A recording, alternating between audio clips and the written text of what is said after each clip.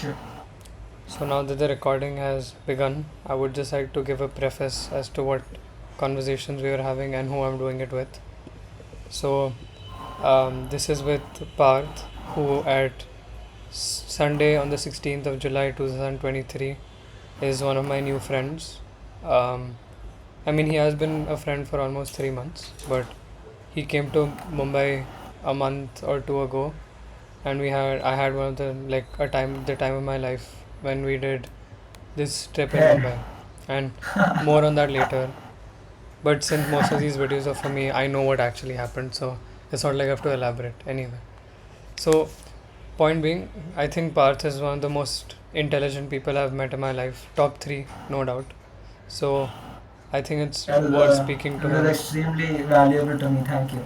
Yes, and so I think it's worth picking his brain as to how he's so intelligent and what were the It's not like influences, whether he that. believes it was influences or whatever. Okay. Anyway, so I'd like to start this by um, sort of See, reading. this action I destroyed. Did you see that? I destroyed it. Wait, so I want to start with something that he said a while ago. Today, Parth said, if you have the ability or power to create, you have the inherent ability to destroy. If you are unable to destroy, then what's the point of creating? An inability to destroy means you're chasing something that's already done. You cannot be a creative without knowing how to destroy. So it was Yes. very profound in my view. So firstly, let's start with whatever you had said a while ago. Can you just sort of go over it again as to why you think destruction is an important part of creation or creativity?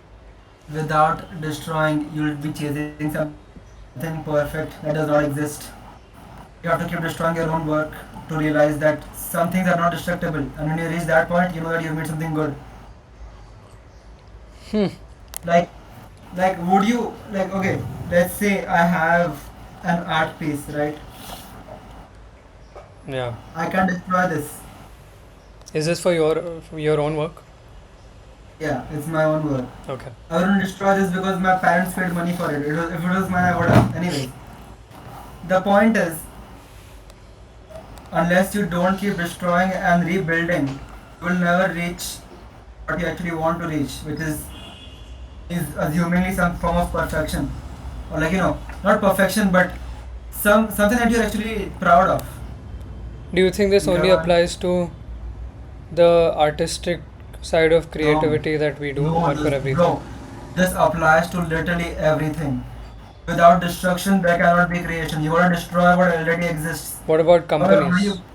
are you gonna like how are you gonna how do you expect to get better at something without first destroying what already exists? I mean, you don't actually have to like completely destroy it, but you need to detach at least. So that idea of detaching yourself with the things that you create, Yeah, how that's really important is important. that to you? Do you feel any attachment to the things that you create? Yeah, definitely. I mean, the attachment is it should be a healthy way to look at your art. Is The way you do it is you don't associate with it as in like this is the best thing I ever made yet, because that's like one really good way to limit yourself is by attaching to your art, is by like by thinking it's actually really good because maybe it's not, unless people think it's indestructible, or like not people but like unless you yourself think that it cannot be destroyed, you have to detach and you have to like think like, okay, can I make something better? Is my purpose fulfilled with this art, or can I improve it? If you can improve it, always try to improve it. But don't you think that clashes with the ideas that we've been discussing on Spectrum? Because remember when we created our first few drafts, after that, all of us would go back to it, try to edit things, but that sort of came in the way of the creative process as we see it, because it becomes a barrier to creating something tangible. Yeah, it did. That did happen, but that's just like a different way of looking at things, right? Hmm. I mean, you could, if you want to, like say that it's done, but I think the thing is done only when you think it's actually done. Like you can't let the only reason why we were editing or why we were doing it, because let's say someone else thought it wasn't good enough, right? Because okay, if I'm working on my like my own art and I'm making something, and if I ask someone else, like the way Ruzra did ask us, or if you know, if let's say I asked the others and they said like, oh no, this should be improved, it wouldn't be good because that's not my own creative vision. Hmm. You can in your own self, like in your own way of making things, always destroy and create. But when it involves other people and other opinions, you're gonna get really influenced, and that's not exactly ideal. I mean, yeah, influence is really good, obviously, but to make something that you actually want to make without, without caring, I think that would be more pure. Hmm. So I was just thinking right now while you spoke. The question I asked myself that I'm also asking you is, Yeah. what are the few things that are worth keeping once created and never to be destroyed? So I'll answer that first.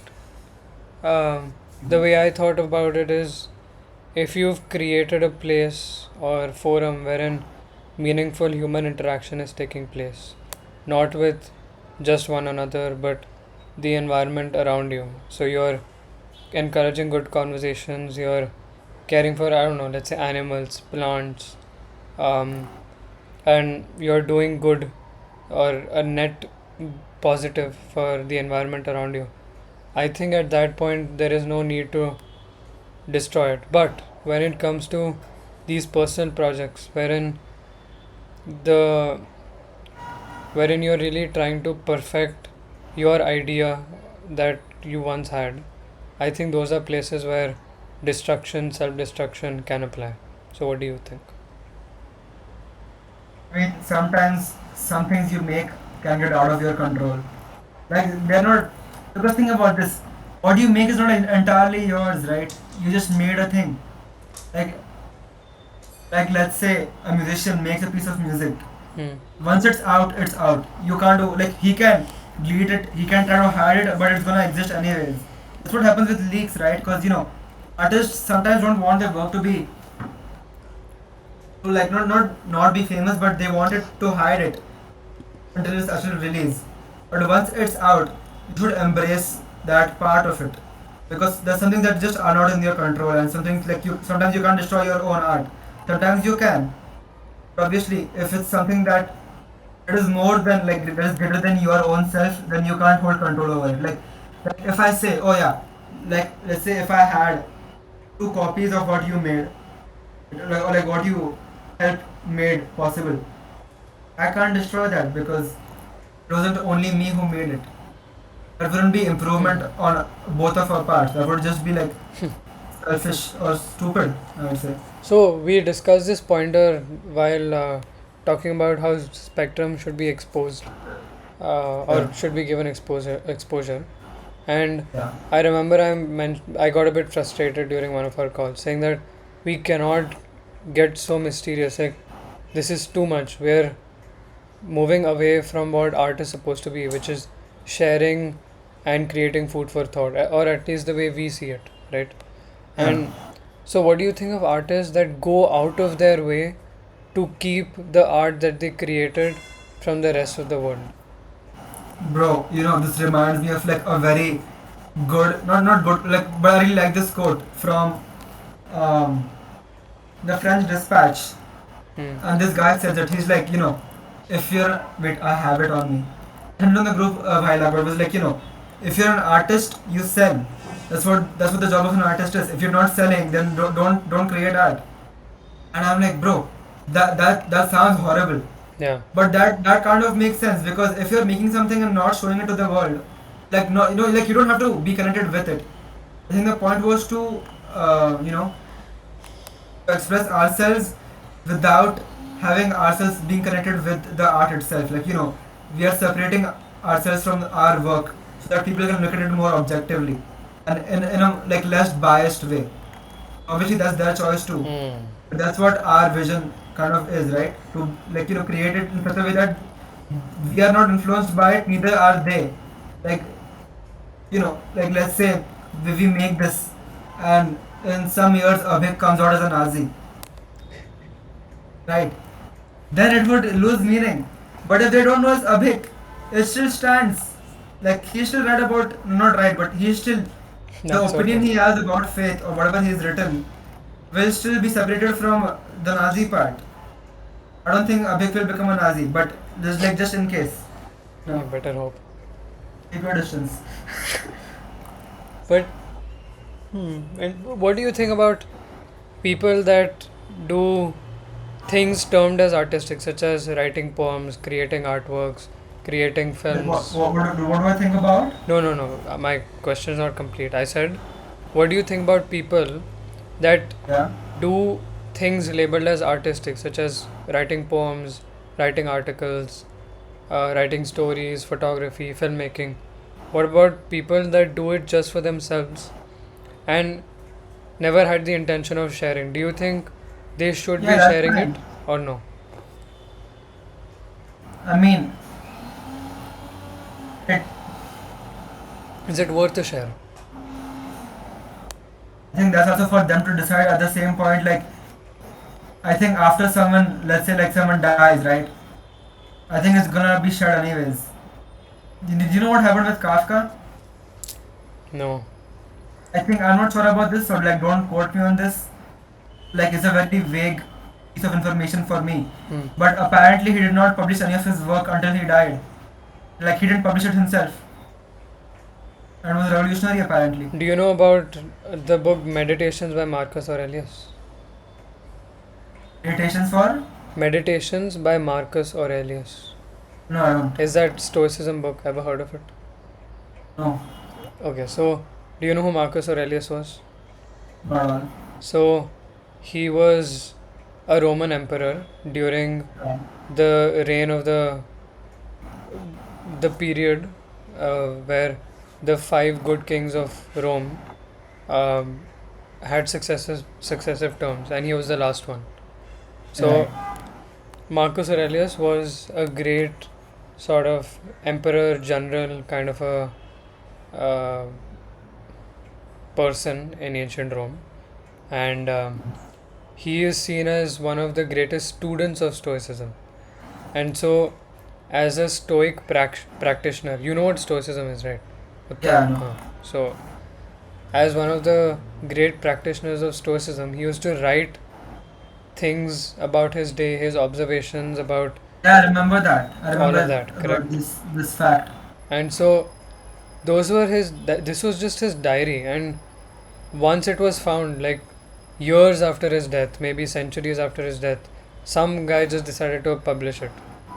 And so, Yeah, he never meant to write it as a novel. That's why Meditations is written in bullet points. It's not written as a novel. So, yeah. but it's given so many people a lot of strength to, um, you know, go through difficult times in their life. So, is that something we just leave to chance, to luck? Yeah, kind of. I mean, you can't stop the people from discovering sometimes. You know what Frank Ocean does? He He does not carries count. all He's a his bastard. what? He's a bastard. He does not count. Oh god, Frank Ocean is one of the greatest artists of all time. Anyways, he carries his art and the backups along with him. Oh So in yeah, case yeah, he I know. dies, no one actually finds out. Yeah, I know. That's because he doesn't want like a post-human release, which is like it's fair, obviously. But isn't it trying too hard? Don't you ever think But that? to hide it, no, he's not hiding it. He just doesn't want it to come out like if it's incomplete, right? That makes sense. Hmm. I Yeah, think I it guess makes so. sense, kind of like because even though you are trying to hide, I think there's like expression in that itself. Is that artistic to you? In some weird way, yes. Bro died trying too hard and we still found it. Lol. Somehow Fuck. failed. Hmm. Because if you're actually trying, then they wouldn't find it in the end, right? Think about it. I mean, obviously, he didn't mean on hiding it. The Stoic Roman emperor, right? Yeah, yeah. He didn't mean to write it for other people. Yeah. But if he really wanted to like hide it, he would have written in his will to like just destroy it.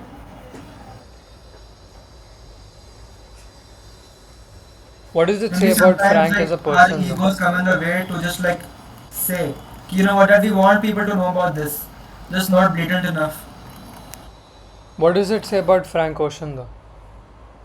What, like the post-human release No, no, thing? his sort of this thing that he's trying to hide. Does that mean he values other people's opinions a lot,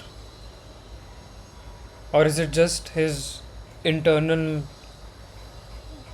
whatever sense of I perfection don't that's know. stopping him?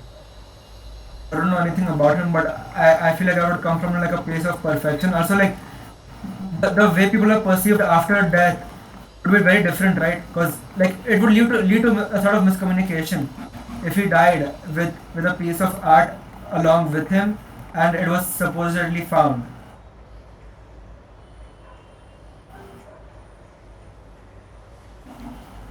Interesting. Because if it's found, then it kind of like gives us the wrong idea. Not wrong as in like that he said wrong shit or whatever. No, it's like just like it's different from the way he imagined it and envisioned it. Because that's the freedom you get as an artist sometimes, especially if it's like something personal. To express it the way you want it to be expressed.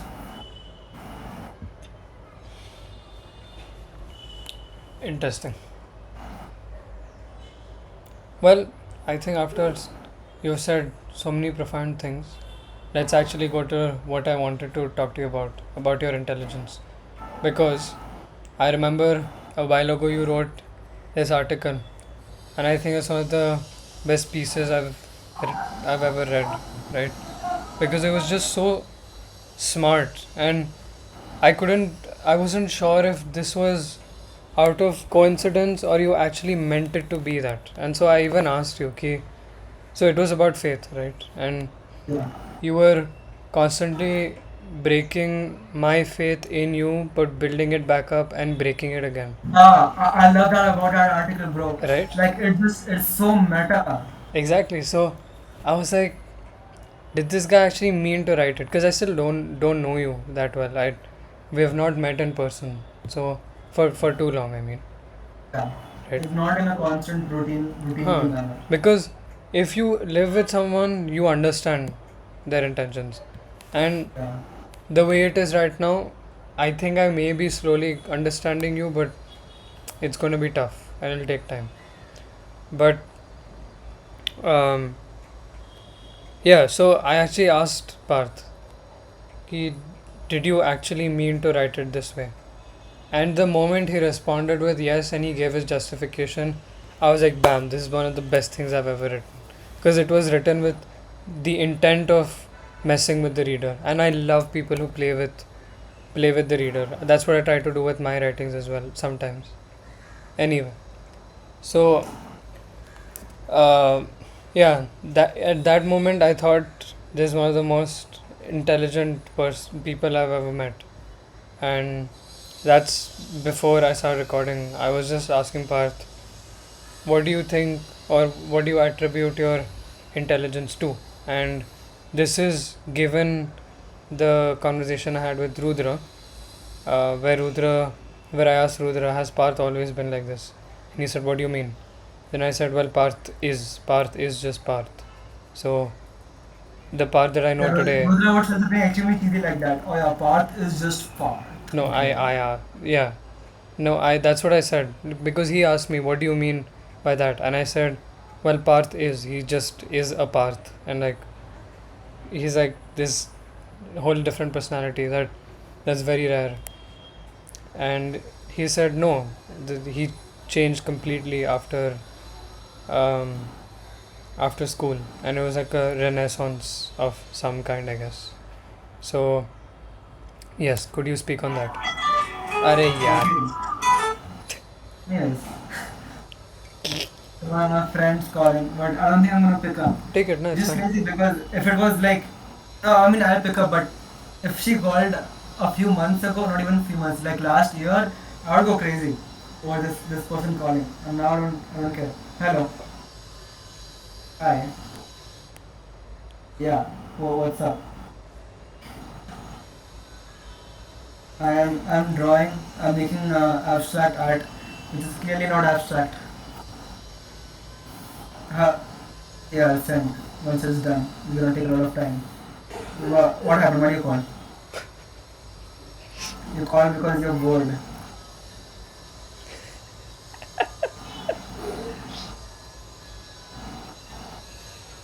Why do you not have friends? Wait. You don't wanna go out, and why is that? What? I can't hear this.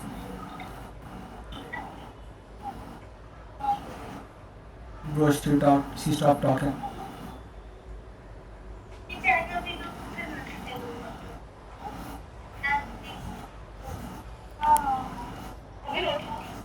It's just ambient woman noises. Have you ever experienced that? Ambient. Yeah, hi, what's up? I was sitting there room के बाहर and then the cleaning lady came and said, Wait, you guys have cleaning ladies in a hostel? yeah, Bro, I didn't know that. What? you I thought you were clean. just like supposed to clean it yourself because you know that's what hostelites do. Bro, my parents have socially conditioned me to think that people at hostels have to live their entire life, like independently. No, they clean like the floor and the bathroom and everything. Oh, I mean obviously they have to clean the floor in the bathroom, but like your own room, you clean that, right? Obviously, घर पे भी कौन करता है? तू भी ना. नहीं घर पे मौसी करती है. She cleans your Yeah, yes. नीचे का सामान. Not saman, but like the floor and all. Are so they also do it here. Oh, okay. So you guys have a maid in the bro. Do you have? Wait, I'm talking to another friend at the same time. Do you have like a maid in your hostel? I haven't been to my hostel, but no, we won't have. Bro, that's crazy. MIT has maids in their hostel. Damn, that's a privilege. That's actually very privileged. Do you think you're privileged, Rishika? No. Why is that? Okay, maybe. Maybe. Why did you change your answer? I don't know because it's just like it's just probably for the first year. We have a separate hostel for our first year. Oh, wait. Did you not shift? Yes. Like, there is a separate hostel for first years and then second year and above is दूसरा hostel. Yeah, I know that. I'm in the same college. But you don't live in the hostel. Yeah, that's true. She's Yeah. right, guys. Uh, wait. Can I call you later? Yeah, okay. Okay, I'll call you later. बाद में. Alright. Bye bye.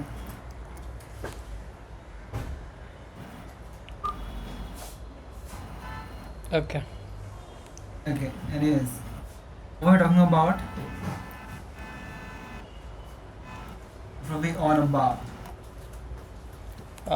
No, On my about question was just, what sparked that change in you, and why did you become so intelligent?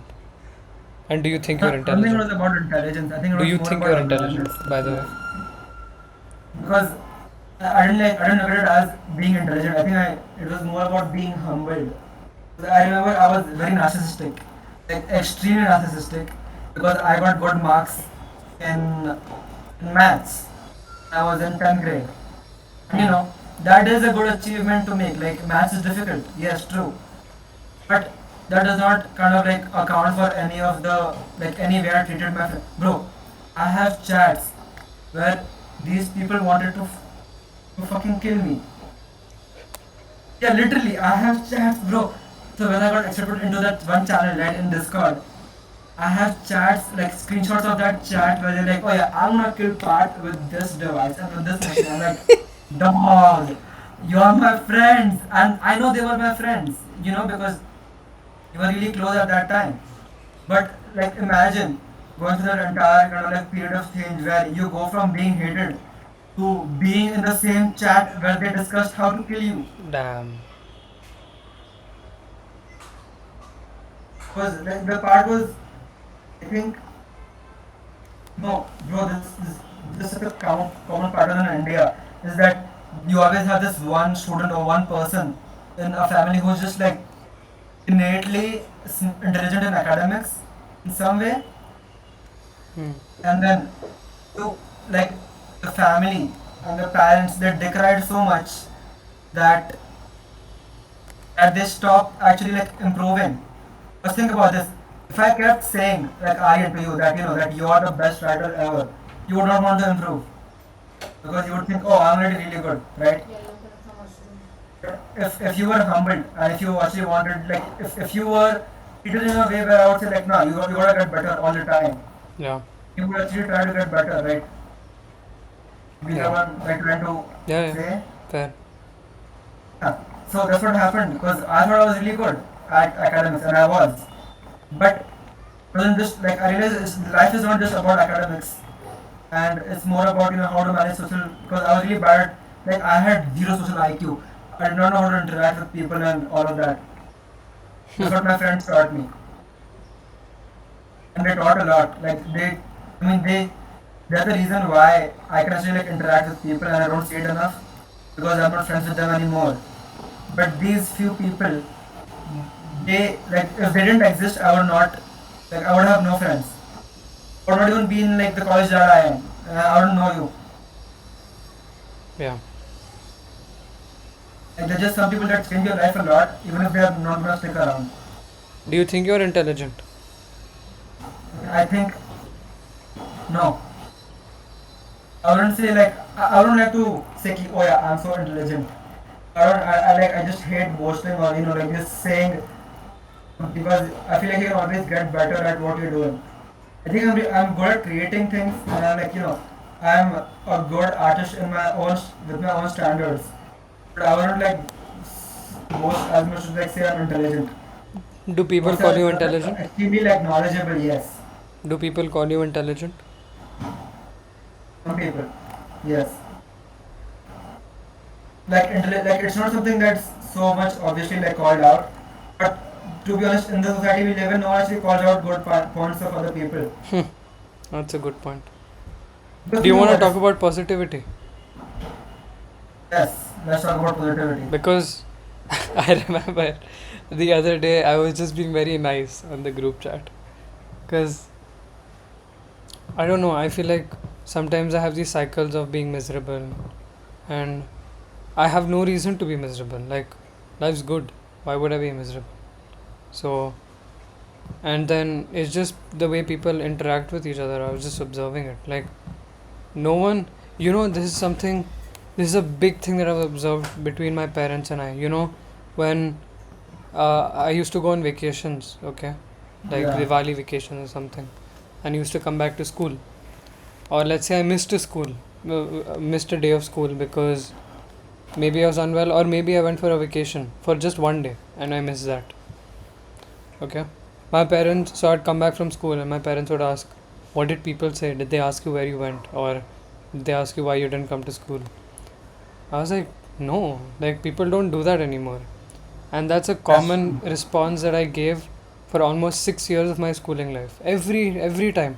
Because my parents had that excitement or sort of this positivity about wanting to know about the good things that other people are going through, or let's say if they're going through bad things, to help them.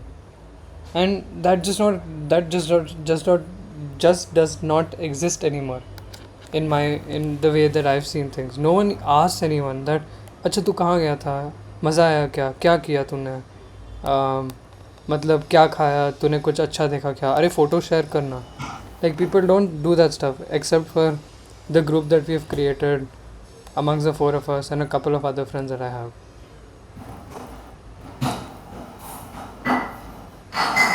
What the fuck? Wait. My brother did something. And Ishan, कहाँ गेला तू?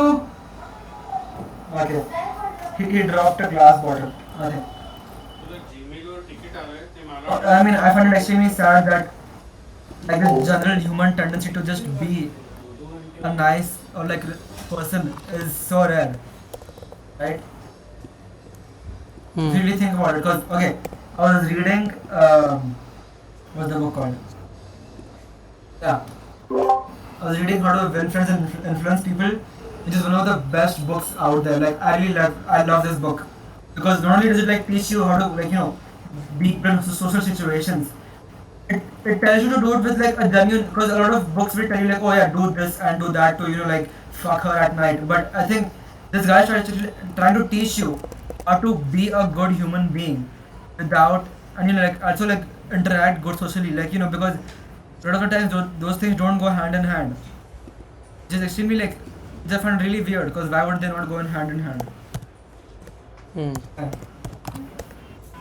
Interesting. Yeah. So, bro, it's so rare to find people who are like genuinely just like interested in you, which is why you have, bro.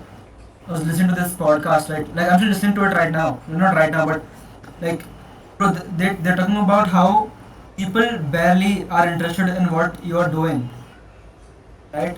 Like Yeah. this, or like they barely care about charisma or getting better at social Right. situations. That you almost always have an upper hand in doing so.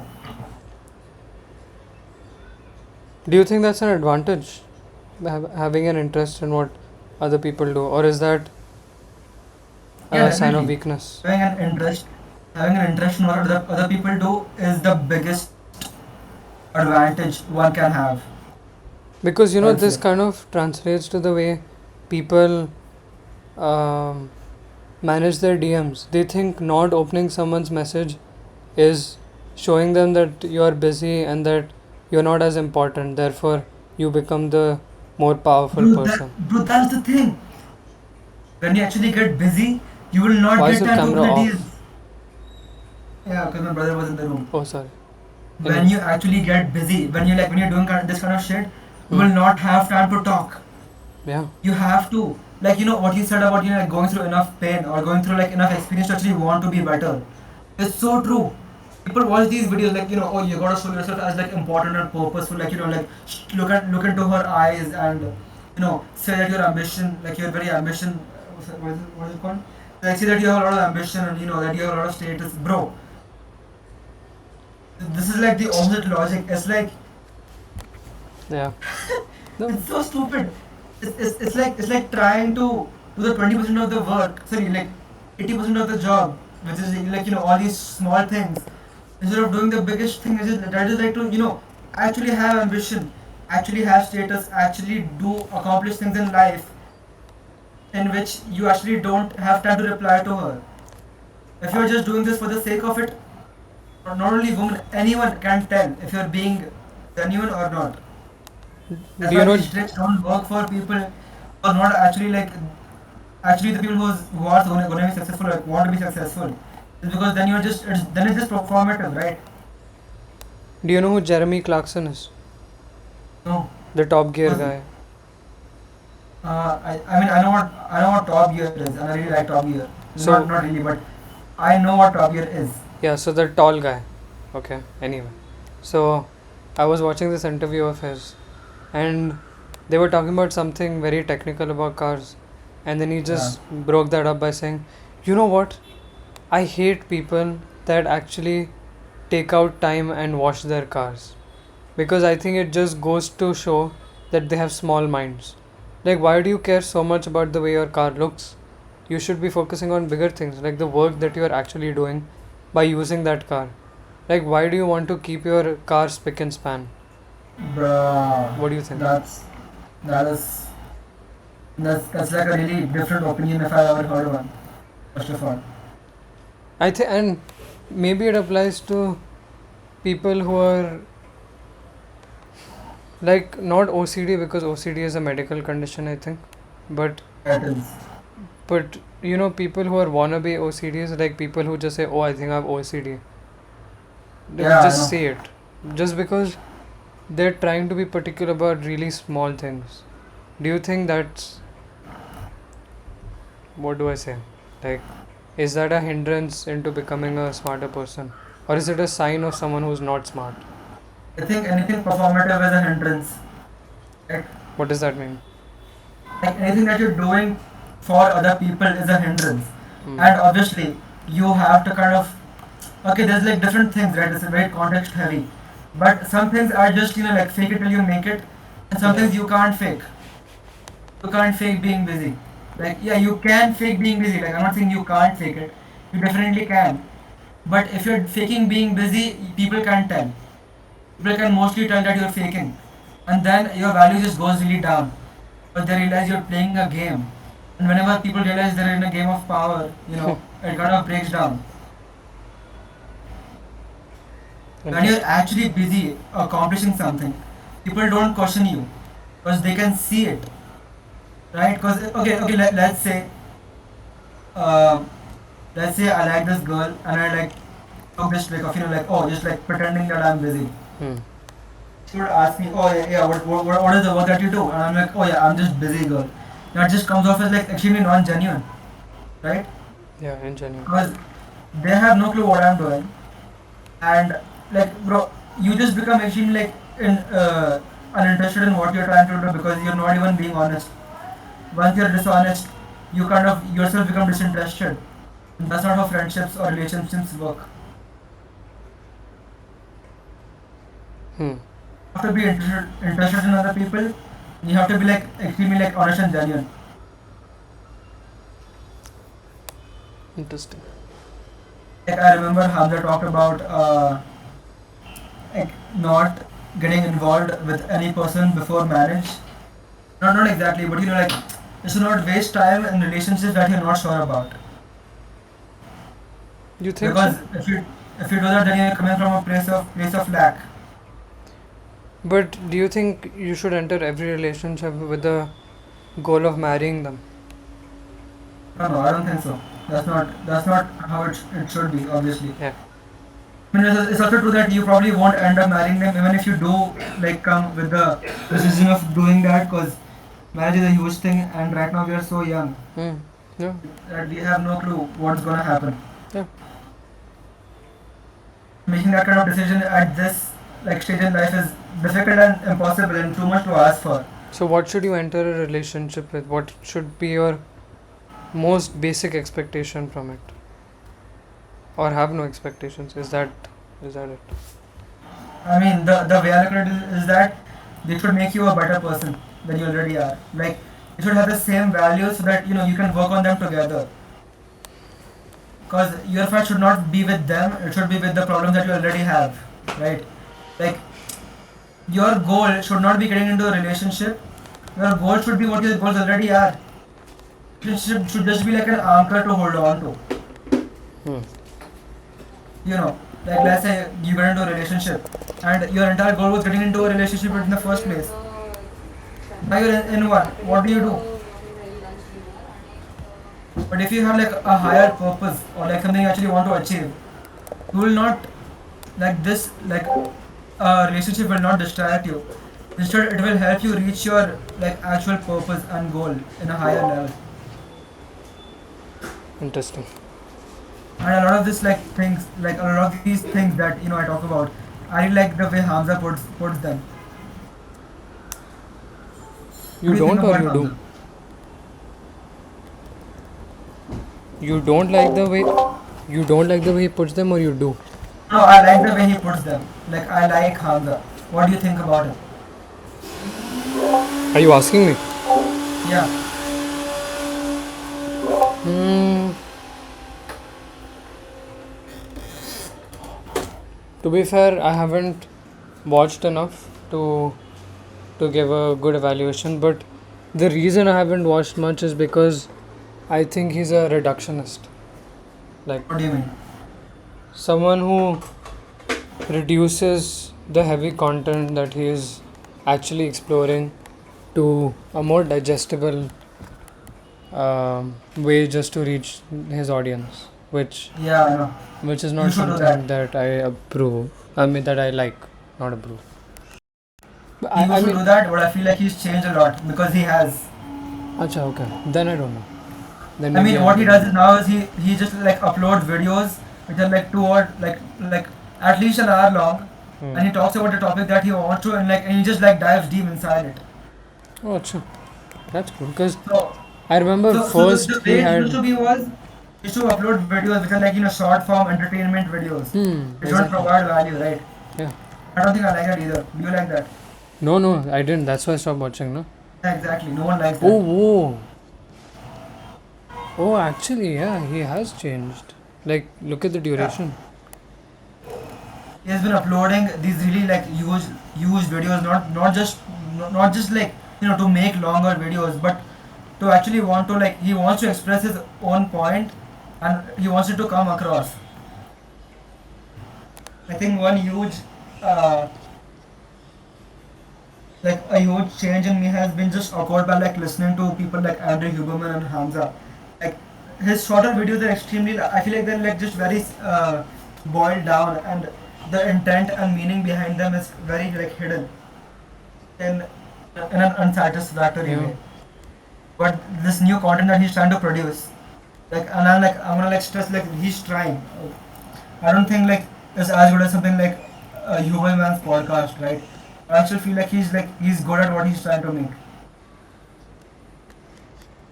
I see. No, yeah, then I think it's worth giving it a watch. And I don't like the whole Jeffrey thing, man. Yeah, I don't either. But but again, he's changed his focus Hmm. from making content for the people that will not pay attention to making content for the people who will actually want to change, right? Yeah. I mean, Abhay talked about this. Like, he's not gonna do like talk to like, not talk, but like help people who are not wanting, who don't want to change. Because not only does that like that makes it worse for him and difficult for him, but also like it's a waste of time in general. Even if he does get paid for it. Like there's a reason why Hamza only addresses like men in his videos, because he wants to make like very clear who his target audience is. Yeah. That's how like you go against the you know that's how you like establish your audience is by saying extremely polarizing things. The more Correct. polarizing you are, the more people will like try, like either listen or they'll just leave you. And then that's what like you'll be left with people who actually want to No, change and who actually want to listen to you. I think the art of polarization lies in getting comments. I don't mean like online comments, but stirring the pot and initiating conversation. That's what polarization actually does. Yeah. More than sorting people, which yes, it does, obviously, but Yeah, I mean the it's like a natural way to do it. Like I if mean not I mean you don't intend fully say polarizing thing to sort. That's what I'm saying. When you do these things intentfully, as in like hmm, these tricks yeah, intentfully, then they lose the point. It's supposed to be like extremely natural to you.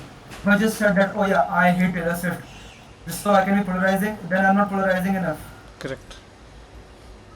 Actually, don't like her music. I mean, I don't relate to it. Maybe it's because I haven't given it a chance enough. Hmm. But when you actually mean what you say, then you like work towards it. Then it's actually like meaningful to other people and you. Interesting. Like think about this, right? If you do performative things in order to get attention, you will not achieve a lot of things because Yeah, you know you're faking it and they know you're faking it. correct. Once it stops being performative, you know that you've reached the level you wanted to for real. I think that's a good note to end this conversation on. Yeah. I'm stopping my stream or recording.